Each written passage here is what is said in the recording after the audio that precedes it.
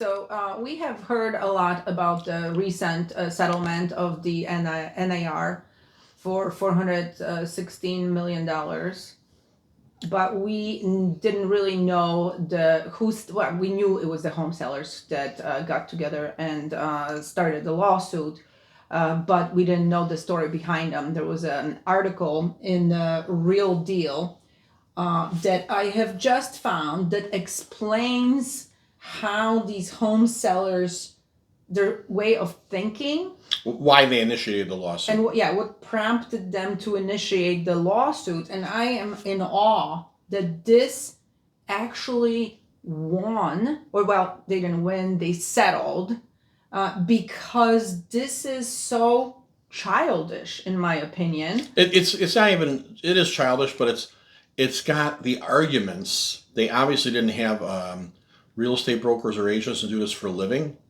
when they were discussing it, because their arguments have more holes in it than Swiss cheese does. There's a million things. I mean, literally every argument is I can refutate. It's absolutely incorrect. Yes, the first argument that was at the top of the article, it says plaintiffs testified against payment structure, say they were unaware commissions are negotiable. So, I mean, we live in the age of information. I know it depends on where you live, but you can technically Google anything right now. But also, further down, when you keep reading this article, the one of the main plaintiffs, which is Burnett, she says when she was signing the listing agreement, the options included multiple different payment structures, different percentages, and then the lawsuit was about her not knowing that she can negotiate the commission, whereas she says herself that there were like 4 different options. So it's either one or the other. Well, that argument is like there weren't any other options. Of course, she was offered several options. What she should have been saying was that all the options she would offer she didn't like, in which case she could have stated that to the listing agent, the real estate agent, and said, I want this option. This is what I want to pay. You're giving me these 4 or 5 options. I don't agree with any of those options. I want one of these as an option. And certainly it could have been discussed. From the listing agent's perspective, he offered 4 or 5 options. She picks one of those options. So how is he or she supposed to be aware that they've done anything wrong when they offered multiple different commission structures? And the seller, of their own free will, because no one puts a gun to their head to sign the listing, looked at what she was offered and picked one of those commission structures, willingly signed it, put her house up on the market, willingly accepted an offer that apparently, from what she was shown, based on what other properties were selling for when they had to figure out what they were asking, that she and her husband agreed upon was considered market value. So she willingly accepted it, signed an agreement from the beginning where she willingly knew what the commission structure was. She absolutely knew how much the listing office was getting, how much the buyer's office was getting. They signed the offer, accepted the offer, closed, and then after all the fruits of everyone's labor was done, and after she accepted the offer and knew what the commission structure was, then all of a sudden she's like, well, wait a minute, that wasn't fair. The time to say that wasn't fair was at the beginning, and either not list it or list it with a broker that would agree to the commission structure that she wanted, even though she was offered several options, and she picked one of those options willingly. So I don't even see how the lawsuit become to take place, considering she was given options and she willingly took one of those options and willingly accepted an offer and willingly closed knowing what her commission structure was. And then only after the fact, after all of that was done, then she had a problem with it. That doesn't pass the smell test. No, it doesn't. And also, her argument is that she's fine with paying her broker, but she is not fine with paying the buyer's broker because she feels that she pays that person, the buyer's broker, to negotiate against her. Now, that sounds like a good, solid argument, when you It's a horrible argument. it's a horrible, but it sounds to a typical layman like a very good argument. However, again, it has as many holes in it as Swiss cheese. The main hole it has in it is, for as long as I've been in the business, as long as real estate's been around, the definition of getting what market value would be. So think you're an individual owner. Forget a house for a second. You're selling some object in your house, piece of furniture, your car, whatever it would be. If you're only going to deal with a handful of people that may be interested, they're going to have the negotiating position over you because they're going to know you're not reaching that many people. It's a limited number of people you're talking to. So they're going to offer you what they want to offer. And a lot of times you're not going to be happy with it. And could you have gotten more for that particular thing you were selling?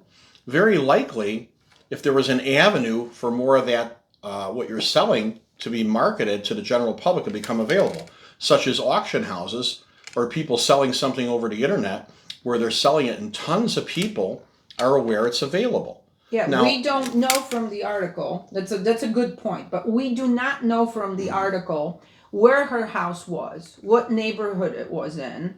was it a good school district? Was it a bad school district? Was it a not rural as popular area? an area? Exactly, where people, very few buyers come to look. Maybe one buyer shows up once every 3 months.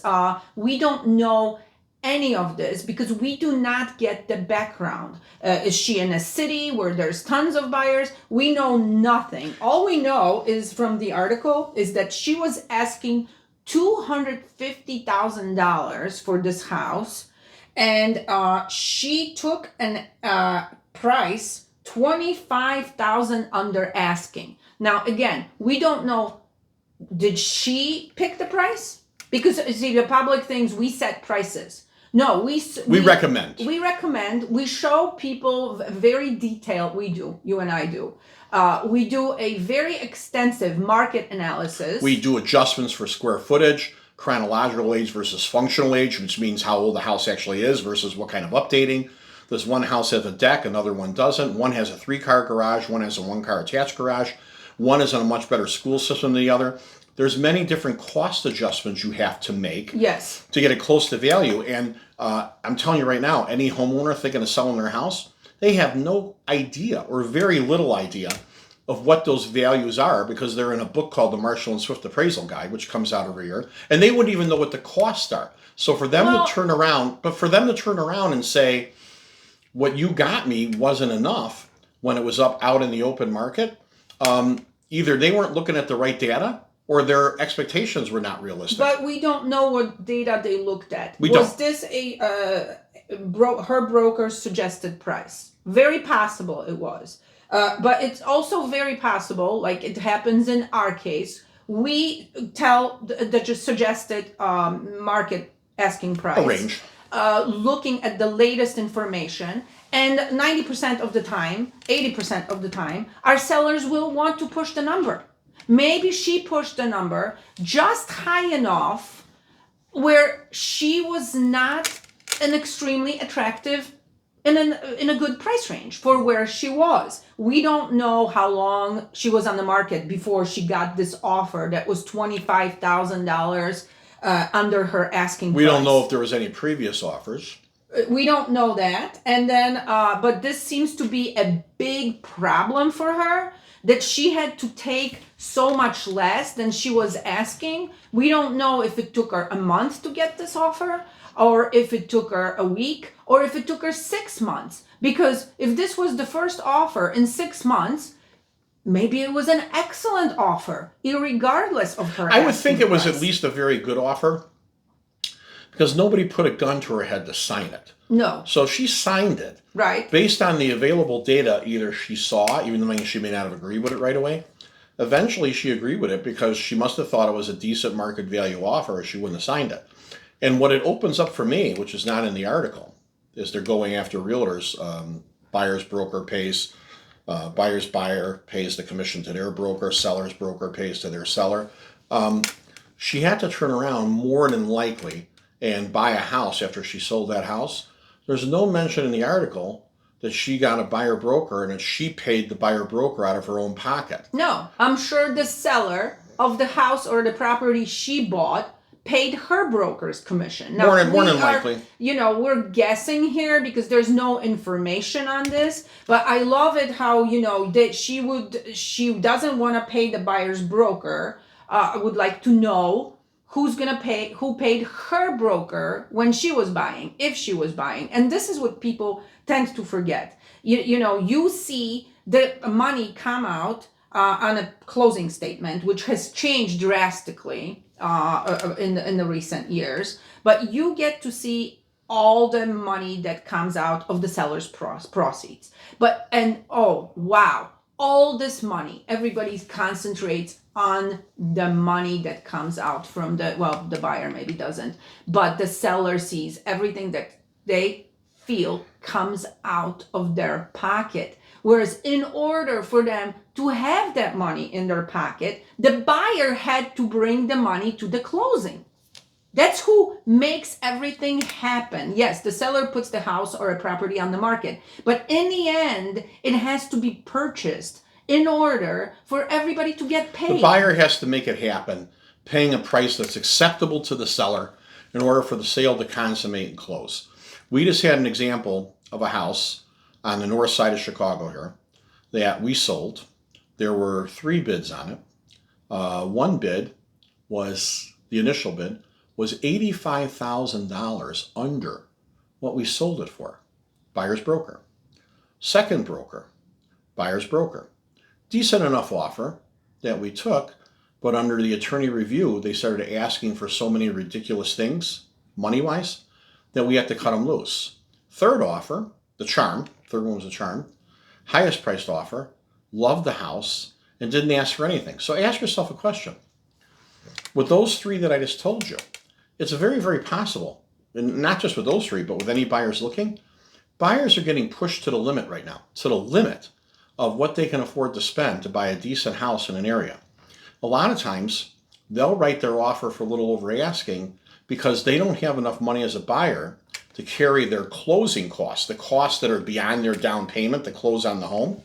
So they'll pay the buyer more money because they'll ask for the buyer to pay the closing cost credit, the seller to pay the closing cost credit, and it's actually the buyer paying it because they're paying them more than they would have if they weren't asking them to cover their closing costs.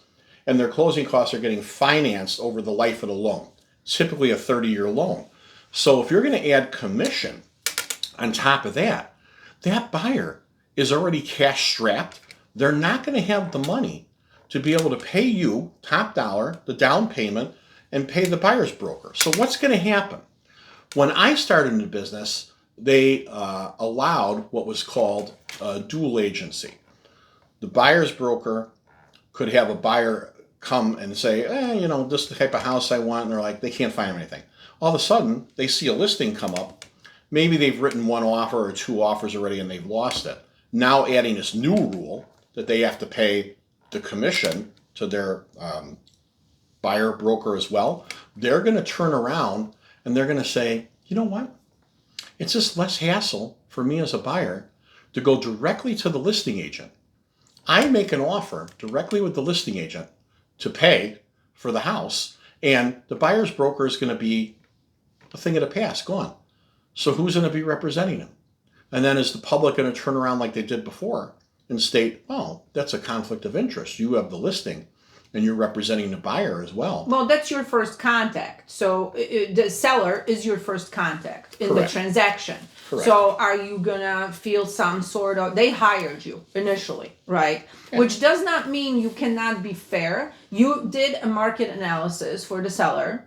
If the fairest way to deal with this is to show the same information to the buyer. Correct. You've told the seller up front this is the recommended Yes. price range. So if the buyer wants to buy it, you could show them the exact same appraisal. Yes. The dates are at the bottom of Yes. each sheet so they can see you didn't make it up. Yes. And they make a decision on their own. However, my point, I don't think it's a moot point. My point was, a lot of times, the public is already suspicious of the listing agent having the listing, and then the buyer coming directly to the Sure. listing agent to buy it to make a deal. There was a natural suspicion. They wanted separate representation. Well, by this rule of making the buyer have to pay the brokerage fee out of his own pocket to his agent, you're going to force more and more of these people who simply do not have the money to circumvent them and go directly to the listing agent Yes. to buy the house from them. Which is fine with me because we're usually listers. It's fine with me, but it's what not people. the best way for But the it's buyer. what people. But it's what the public was complaining about for years Yes. that they didn't like, and then they set up a rule that's going to do that very thing. Yes, That's my point. exactly. I agree with you absolutely. And, this might be great. The buyer's paying a buyer's broker in areas where people are very wealthy and they can take out a check. They don't even need to put it into their loan.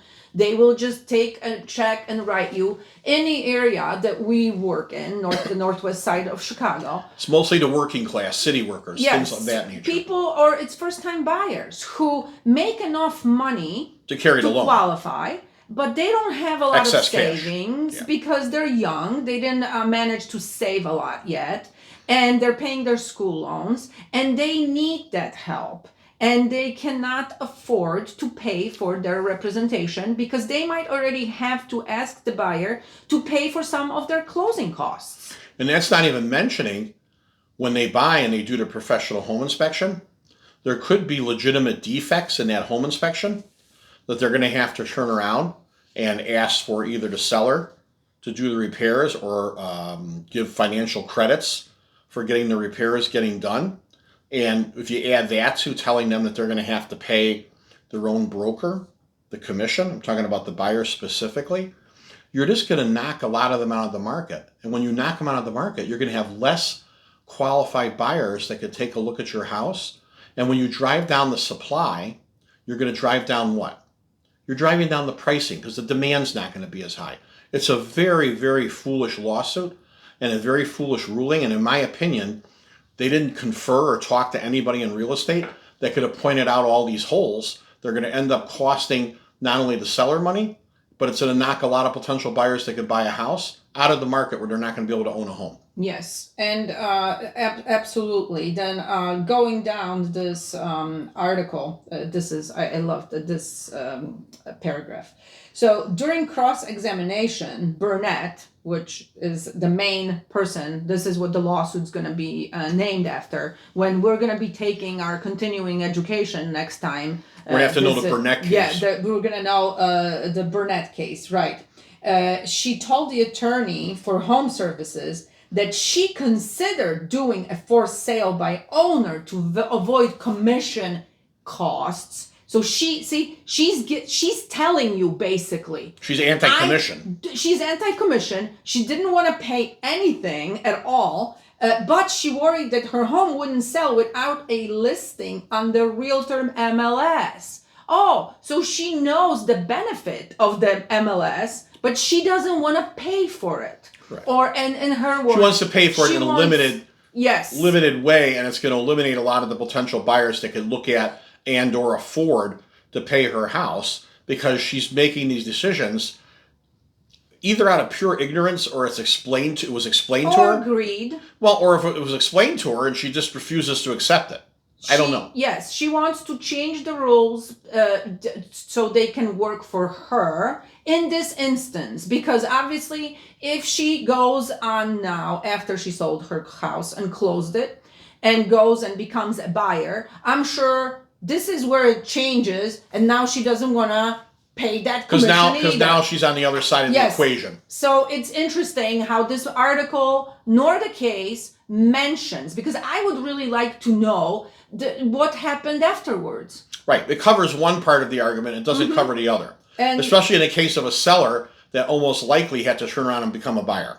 Absolutely. And then, this article also mentions another plaintiff, Holly Ellis, echoes Burnett's frustration. The former high school English teacher said she paid a 6% commission. Now, just for the general purpose, that hardly ever happens in Chicago. In Chicago, 6% hasn't existed really since the late 80s, maybe early 90s. I agree. It did exist for a while when the market collapsed because... In rare cases. Yes, it incited buyers. The if you really wanted to sell, you would offer a little more commission than a buyer's broker as an incentive to sell your house. But, in the area, in the state they're in, like I said, where the demand is not as big and the prices aren't really that high. There's a lot of work driving back and forth, whatever I don't know the market, but 6% might be pretty standard, and yes, you can negotiate it, but this is what she paid. So buyer's agent portion worked out to be more than 20% of the net equity of the sale. Now, this made me laugh, okay? This made me laugh so hard. She's counting the money of the percentage of her equity in the house. Well, I don't know. Maybe when she bought it, maybe she overpaid for the house. Maybe she refied money out of it. Maybe she refied a year ago, took 100K out, and now she's saying she had no equity. Maybe she's in the areas where houses don't really go up in value. Yeah. We don't know her case again, but how many times did we have sellers where the rates were low, below 3%, who would refi 100,000 out of their house, 150,000 out of their house, and we sell their home. They already have the money. I don't know what they did with it. I don't know. They went on vacation. They put it in their savings. They put it in a stock market. We don't ask. It's none of our business. However, we do know that they took the equity out of the home, and now we're selling the house a year or two later, and they're complaining that they don't have equity in their house. Well, yes, that's because you took it out. That was your choice. So again, we don't know what this Holly Ellis did with her money or why she had little equity in their home. But again, we're not getting the entire story here. Correct.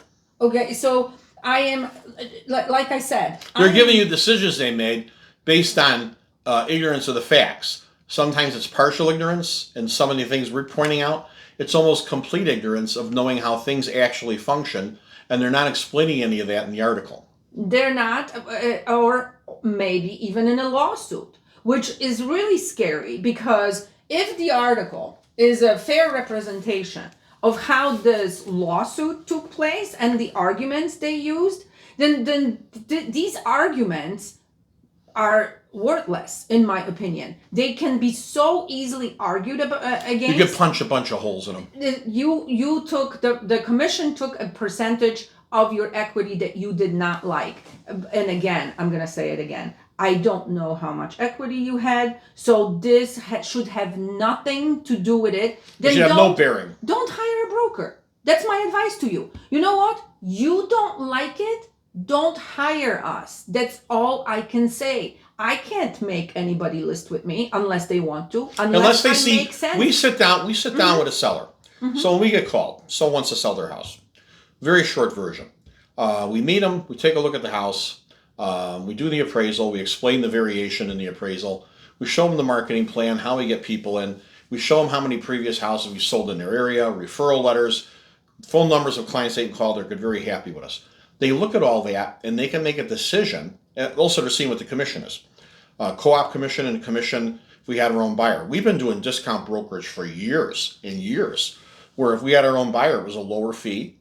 And if it was through the MLS, it's the split between both offices equally.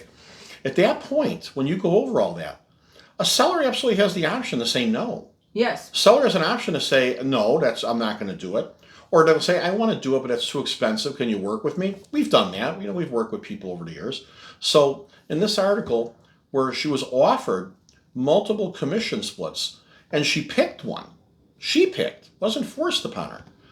She picked and accepted an offer that she considered was market value, or she wouldn't have taken it. And then went to the closing and willingly signed all the paperwork to close.